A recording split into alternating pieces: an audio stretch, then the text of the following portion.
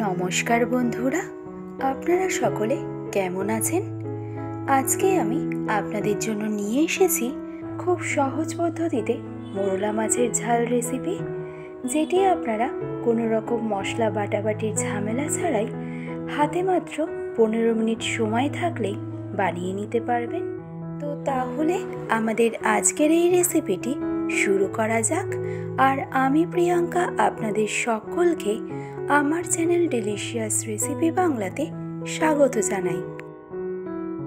তো আজকের রেসিপি মোরলা মাছের ঝাল তৈরি করতে আমি নিয়েছি 500 গ্রাম পরিমাণে মোরলা মাছ। মাছটাকে কেটে ও ধুয়ে খুব ভালো করে পরিষ্কার করে নেওয়ার পর এবার একটা সিম্পল ম্যারিনেশনের জন্য আমি অ্যাড করে নিলাম 1 চা চামচ পরিমাণে রেগুলার সল্ট ও হাফ চা চামচ পরিমাণে হলুদ গুঁড়ো। এবারেই নুন আর হলুদটাকে দিয়ে মাছটাকে খুব ভালো করে ম্যারিনেট করে নেব। আর ম্যারিনেট করে নেওয়ার পর মাছগুলোকে আমি রেস্টিংয়ে রেখে দেব কমপক্ষে 10 মিনিটের মতন। এবার নেক্সট এই মোরলা মাছের ঝালটা তৈরি করতে আমি নিয়েছি আলু, বেগুন, টমেটো ও পেঁয়াজ। তো দুটো মিডিয়াম সাইজের আলুকে আমি ঠিক এরকম সরু ও পাতলা করে কেটে নিয়েছি। এতে আলুটা কুক হতে কিন্তু আমাদের খুব একটা বেশি সময় লাগবে না। নেক্সট একইভাবে বেগুনটাকেও আমি ঠিক এরকম সরু ও লম্বা করেই কেটে নিয়েছি।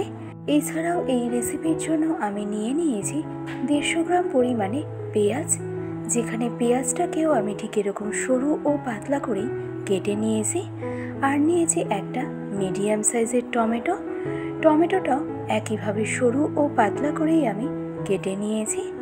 তো এবার একটা বড় বোলের মধ্যে আমি একে একে নিয়ে নেব কেটে রাখা আলু, কেটে রাখা বেগুন, একই সাথে নিয়ে নেব কেটে রাখা পেঁয়াজ ও সরু ও পাতলা করে কেটে রাখা টমেটো। এবার নেক্সট এর মধ্যে আমি অ্যাড করে নেব স্বাদ অনুসারে রেগুলার সল্ট। নুনের পরিমাণটা একটু বুঝে দিতে হবে, যেহেতু মাছগুলো ম্যারিনেট করার সময় নুনের ব্যবহার করা হয়েছিল। নেক্সট অ্যাড করলাম 1 চা চামচ পরিমাণে হলুদ গুঁড়ো, 1 চা চামচ পরিমাণে জিরে পাউডার, সাথে অ্যাড করে নেব 1 চা চামচ পরিমাণে ধনে পাউডার। ঝালের জন্য দিয়ে দিলাম 1 চা চামচ পরিমাণে রেড চিলি পাউডার। নেক্সট রঙের জন্য অ্যাড করলাম 1 চা চামচ পরিমাণে Kashmiri red chilli powder. Taste ব্যালেন্সের জন্য অ্যাড করলাম হাফ চা চামচ পরিমাণে চিনি ও তারই সাথে অ্যাড করব 1 চা চামচ পরিমাণে গ্রেট করা আদা, 6 থেকে 7টার মতন গোটা কাঁচা লঙ্কা। আর অ্যাড করে নেব 2 টেবিল চামচ পরিমাণে কাঁচা সর্ষের তেল ও সবশেষে অ্যাড করে নেব হাফ চা চামচের মতন কালো জিরে। এবার এই সবগুলো উপকরণ একসাথে আমাদেরকে হালকা হাতে একটু ভালো করে মিশিয়ে নিতে হবে। আর ফাইনালি সব কিছু একবার খুব ভালো করে আমাদের মিশিয়ে নেওয়া হয়ে গেলে এবার এই পর্যায়ে এসে আমাদেরকে অ্যাড করে নিতে হবে 10 মিনিট আগে নুন ও হলুদ দিয়ে ম্যারিনেট করে রাখা মোরলা মাছটাকে। এবার মাছগুলোকে দিয়ে দেওয়ার পর এবার সব কিছু হালকা হাতে আমাদের আবারও একবার ভালো করে মিশিয়ে নিতে হবে। তবে যেহেতু মোরলা মাছ অনেকটাই নরম, তাই খেয়াল রাখবেন মাছগুলো যেন কোনোভাবেই ভেঙে না যায়। তো সব কিছু একবার খুব ভালো করে মিশিয়ে নেওয়ার পর এবার একটা কড়াইতে আমি দিয়ে দিলাম 100 মিলির মতন সর্ষের তেল। এবার মিডিয়াম টু হাই ফ্লেমে তেলটাকে খুব ভালো করে গরম করে নেওয়ার পর এবার আমি এই পর্যায়ে এসে অ্যাড করে নেব প্রায় 10 থেকে 12টার মতন বড়ি। এবার মিডিয়াম ফ্লেমে উল্টে পাল্টে বড়িগুলোকে ফ্রাই করে নেব যতক্ষণ না বড়ির মধ্যে একটা হালকা লালচে কালার চলে আসছে। তবে অবশ্যই খেয়াল রাখবেন বড়িগুলো যেন কোনোভাবেই পুড়ে না যায়, তাহলে কিন্তু বড়ির মধ্যে একটা তিতকুটে ভাব চলে আসবে। তো দেখুন বড়িগুলোকে কিন্তু আমার এখানে লাল লাল করে ফ্রাই করে নেওয়া একদম কমপ্লিট। এবার তাই বড়িগুলোকে তুলে আমি রেখে দিলাম একটা পাত্রের মধ্যে। বড়িগুলোকে ফ্রাই করে নেওয়ার পর এবার ওই একই তেলে আমি ফোড়নের জন্য অ্যাড করলাম হাফ চা চামচের মতন কালো জিরে, আর তারপরে আমি অ্যাড করে নিলাম আগে থেকে মশলার সাথে মেখে রাখা মোরলা মাছটাকে। এবার এই পর্যায়ে গ্যাসের ফ্লেমটাকে একদম হাইতে করে দিয়ে এবার আমি অ্যাড করে নেব আগে থেকে ফ্রাই করে রাখা বড়িগুলোকে।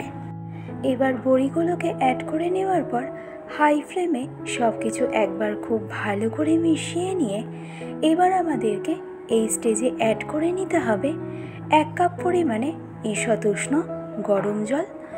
এই রেসিপিতে খুব বেশি জলের ব্যবহার করা কিন্তু একদমই যাবে না। এবার ফাইনালি সব কিছু একবার খুব ভালো করে মিশিয়ে নিয়ে গ্যাসের ফ্লেমটাকে একদম মিডিয়াম টু হাইতে রেখে ঢাকনা চাপা দিয়ে এবার সম্পূর্ণ রান্নাটাকে আমি কুক হতে দেব মিনিমাম 15 মিনিট। এবার সম্পূর্ণ 15 মিনিট পর ঢাকনা খুলে এই পর্যায়ে দেখুন আমাদের আজকের রেসিপি আলু বেগুন দিয়ে মোরলা মাছের ঝাল কিন্তু একদম রেডি। আর তাই সবশেষে এসে আমি অ্যাড করে নিলাম অল্প পরিমাণে মিহি করে কুচিয়ে রাখা ধনেপাতা। এবার এই ধনেপাতাটা খুব হালকা হাতে ভালো করে মিশিয়ে নিলেই আমাদের আজকের রেসিপি মোরলা মাছের ঝাল সার্ভ করার জন্য কিন্তু একদম রেডি। তো দেখলেন তো কত সহজে এই রেসিপিটি কোনো রকম ঝামেলা ছাড়াই মাত্র 15 থেকে 20 মিনিটের মধ্যেই তৈরি করে নেওয়া যায়। ভালো লাগলে রেসিপিটি যে কোনো দিনের লাঞ্চে গরম ভাতের সাথে অবশ্যই ট্রাই করে দেখুন। আশা করছি আপনাদের সকলের ভীষণই ভালো লাগবে। আজকের ভিডিওটি তবে আমি এখানেই শেষ করছি।